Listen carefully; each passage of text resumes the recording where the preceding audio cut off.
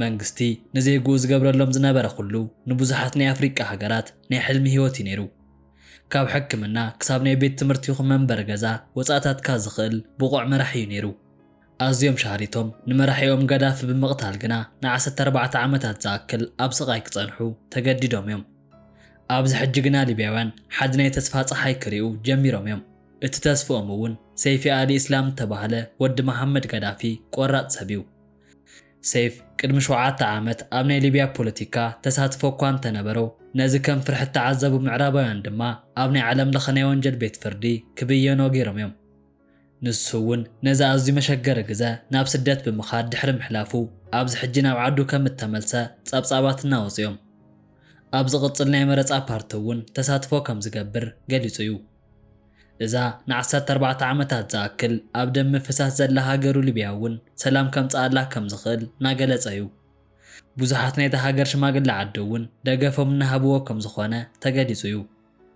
ንጋዳፊ ክቕተል ገይሮም ሃብታ ኩሉ ኣብ ምስራቕ ዝርከቡ ምዕራባውያን ድማ ወዲ ጋዳፊ ሒዝዎ ዘሎ ዓላማ ምስቲ ናይ ህዝቢ ተቐባልነት ኣብ ዓቢ ፍርሒ ከኣትዉ ገይርዎም እዩ።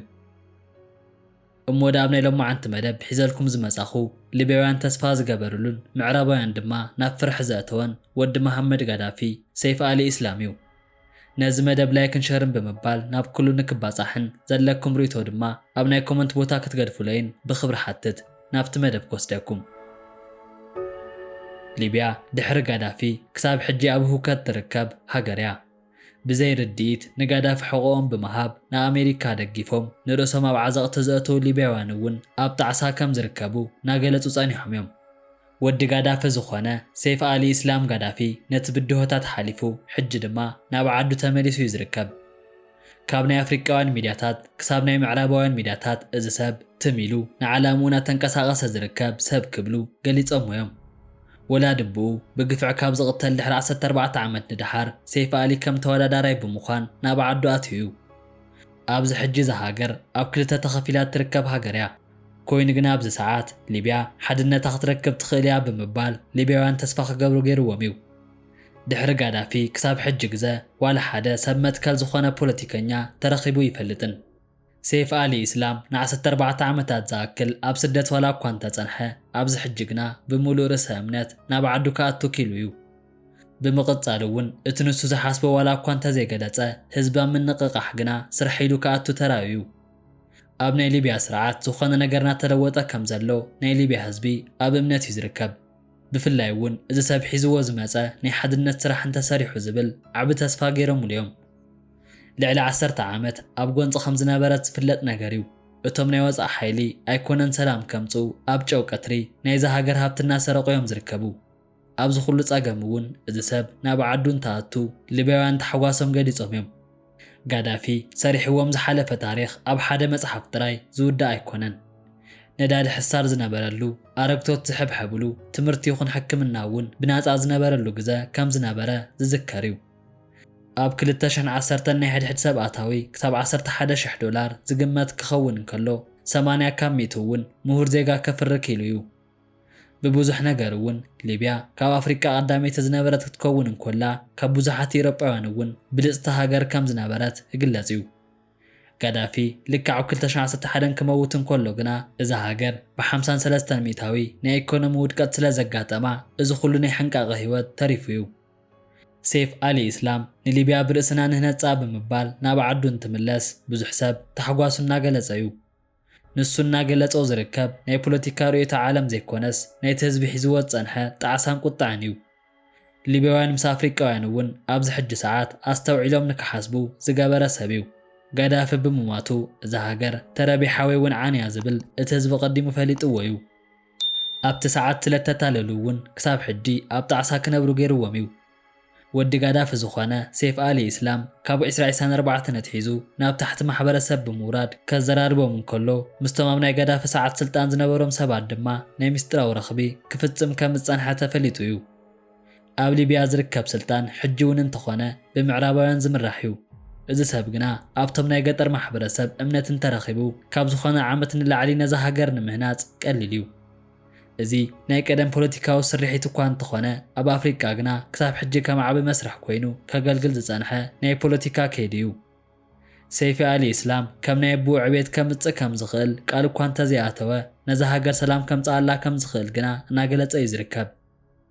ነዚ መልእኽቱ እውን ብሓድነትን ብሉዓላውነትን ገይሩ ናይ ኣፍሪቃ ጸገም ከልዕል ተራእዩ። ተፈትወ ተጸልአ ድማ ናይ ጋዳፊ እምነት ኣፍሪቃ ብርእሳ ትኽኣል ዝብል እዩ ነይሩ። ጋዳፊ ንናይ ኣፍሪቃ ሓድነት ብግልፂ ዝድግፍ መራሒ እዩ ነይሩ። እዚ ናይ ጋዳፊ ፓን ኣፍሪቃ ጠመተ ነተን ኢስላሚክ ዝኾነ ሃገራት ኣፍሪቃ ምስ ማሊ፣ ቡርኪና ፋሶን ኒጀርን ኣዝዩ ክሰርሕ ከም ዝኽእል ትፅቢትና ተገብረሉ እዩ። እዚአን ሃገራት እውን ኣብ ቀረባ እዋን ካብ ናይ ምዕራባውያን ጸቕጢ ንርእሰን ነፃ ዝገበራ ሃገራት እየን። ሰይፊ አሊ እስላም እውን ዓብ ሓላፍነት ከም ዘለዎ ዝፈልጥ ሰብ እዩ። ኣብ 2011 ተገብረ ገበን እውን ኣብ ልዕሊ ዓለም ለኸ ናይ ኩናት ገበነኛታት ድማ እቶም ሰብ ገበን ናብ ፍርዲ ንኽቐርቡ ሕቶታት ኣልዒሉ እዩ። ኮይኑ ግና ሕጂ እውን እንተኾነ እዚኦም ናይ ምዕራብ ሃገራት ሊብያውያን ጌጋ ምርጫ ንኸይገብሩ ወላ እኳ እንተመሃሩ ሰማዓሲ ኢኖም ግና ኣብ ወጥሪ ከም ዝርከቡና ተገልጸ እዩ። ምኽንያቱ እውን ኣብቲ ቅድሚ ሕጂ ዝፈጸምዎ ጌጋ በዚኦም ኣካላት ከም ዝኾነ ስለተረዱ እዩ። ኣረግቶት ሓገዝ ዝረኽብሉን ነዳዲ ሕሳር ዝነበረሉን ብምቕጻል እውን ናይ መግቢ ደገፍ ዝወሃበሉን ግዜ ኣዝዮም ከም ዝናፈቕዎ ሊብያውያን ይገልጹ እዮም። ካብኡ ሓሊፉ እውን ጋዳፊ ነቶም ካብ ሰሃራን ታሕቲ ዘለዉ ቦታታት ብናይ ሰብ ስራሕ ማይ ናብ ሰሜን ሊብያ ከተማታት ብምውሳድ ነቲ ናይ ማይ ጸገም ንምፍታሕ ፈቲኑ እዩ። እዚ ፕሮጀክት እውን 25 ቢልዮን ዶላር ወጻእ ተገብረሉን ን4000 ኪሎ ሜትር ዝኣክል እውን ንውሓት ዘለዎን ምዃኑ ዝፍለጥ እዩ። ነዚ ፕሮጀክት እውን ኣብ ዕላምኡ ንምውዓል ናይዚ ሰብ ተበጻሕነት ክህልዎ ከም ዝኽእል ገይሮም ፍትወቶም እናገለጹሉ ከም ዝርከቡ እናተገልጸ እዩ። ጎና ጎኒ ምስቲ ናይ 10 ዓመት ኩናት ፍትሒ ከም ሕንቃቐ ክረአ ጀሚሩ እዩ። ስለዚ እውን ሊብያውያን ንህዝቡን ዓዱን ዝፈቱ መራሒ ኣብ ምንፋቕ ከም ዝርከቡ ገሊጾም እዮም። ሰይፊ አሊ እስላም እውን ነዚ ሓሳብ ክጥቀመሉ ተራእዩ። ምስ መሰትኡ ድማ ናይ ሊብያ መዋጽኦን ናይ ኣፍሪቃ ዕቤትን ቀንዲ ዓላማ ገይሩ ይሰርሓሉ ከም ዘሎ ተገሊጹ እዩ። ኣብዚ ሕጂ ሊብያ ሓንቲ ማዕጾን ሓደ መንግስትን ዝሓዘት ሃገር ኣይኮነትን። ኣብ ምብራቕ ዘሎ ናይ ትብሩክ መንግስትን ኣብ ምዕራብ ዝርከብ ናይ ትሪፖሊ መንግስትን ዝሓዘት ሃገር እያ። እዚኦም ኩሎም እውን ሰላም ዝደልዩ ብምምሳል ኣብ ምስራቕ ዝርከቡ መንግስታት እዮም። ሰይፊ አሊ እስላም ግና ብወታደራት ዘይኮነስ ናይ ህዝቢ ልቢ ብምርካብ ናብ ስልጣን ኣብ ምውድዳር ዝርከብ ሰብ እዩ። ናይ ጋዳፊ ሕልሚ ካብ ሊብያ ሓሊፉ ኣብ መላእ ኣፍሪቃ ናይ መጻኢ ዕድል ዘርኢ ኮይኑ እዩ። ቱርክ ምስ ኳታር ነታ ኣብ ትሪፖሊ ዘሎ መንግስቲ ዝድግፋ ሃገራት እየን። ቱርኪ ናይ ወታደራት ደገፍ ብምሃብ ኣብ ሊብያ ናይ ባሕሪ ወደብ ብምጥቃም ኣብ ምብራቕ ሜዲትራንያን ልዕልነታ ምሓዝ ተጸሚዳ እያ ትርከብ። ብኻልእ ገጽ ድማ ሩስያ ምስ ሕቡራት ዓረብ ኤምሬትን ግብፅን ኣብ ምብራቕ ንዝርከብ መራሒ ሃሊፋ ሃርፓታን ዝድግፋ ሃገራት እየን። ሩስያ ወታደራዊ ደገፍ ክትህብ እንኮላ ግብፂ ድማ ናይ ሊብያ ዶብ ድሕንነት ኣብ ምሕላው ትርከብ ሃገር እያ። እዚአን ኩለን ተዋሳእቲ ሃገራት እውን ንባዕለን ክብላ ዝገብረኦ ደገፍ ከም ዝኾነ ይፍለጥ እዩ። ሰይፊ አሊ እስላም ግና ላዕላውነት ኢሉ ዘለዓሉ ሓሳብ ኣብ ብዙሓት ሰባት ተቐባልነት ረኺቡ እዩ። ምዕራባውያን ንሊብያ ከም ድኽምቲ ሃገር ክሪእዋን ከለዉ ኣፍሪቃውያን ግና ንሊብያ ከም ዝቆሰለት ኣንበሳ ከም እትሪኣ ዝፍለጥ ሓቂ እዩ። ኣቦይ ክመውት ዝገበርዎ ንኣፍሪቃ ሓድነት ይቃለስ ስለ ዝነበረ እዩ። ንሊብያ ከምዚ ዝገበርዋ ድማ ሓያልን ምዕብልትን ሃገር ስለ ዝነበረት እዩ። ኣብዚ ሕጂ ግና ሸለል ተባህለት ኣፍሪቃ ተመሊሳ እናተላዕለት እያ ትርከብ። ስለዚ ድማ ሊብያ እውን ምስ ኣፍሪቃ ክትላዓል እያ ብምባል ወዲ ጋዳፊ ክዛረብ ተሰሚዑ እዩ።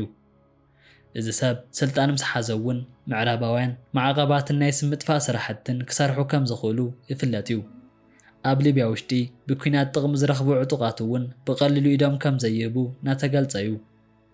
ኮይኑ ግና ናይዚ ሰብ መገዲ ወላ ሓደ ዝፈልጦ የለን። ስለዚ እውን ክገብሮ ክእል እዩ ዝብል እምነት ተዋሂብዎ እዩ። እቶም ናይ ምዕራባውያን ዕጡቓት ሕጂ እውን ኣብ ምንቅስቓስ እዮም ዝርከቡ። ንሱ እውን እዚ ሰብ ናብ ስልጣን ቅድሚ ምምጽኡ ክገብርዎ ዝኽእሉ ነገር ኣብ ምፍታን ተጸሚዶም ከም ዝርከቡ ይፍለጥ እዩ።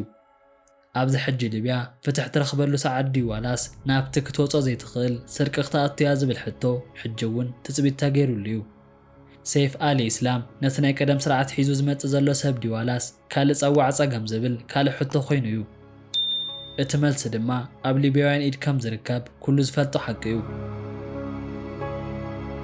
እሞ ዳናሃትኩም ርእቶ እውን ኣብ ናይ ኮመንት ቦታ ግደፍሎ እናበልኩ ላይክን ሸርን ብምባል ድማ ናብ ኩሉ ንክባጻሕ ደገፍኩም ኣይፈለየኒ ክብል ፈቱ።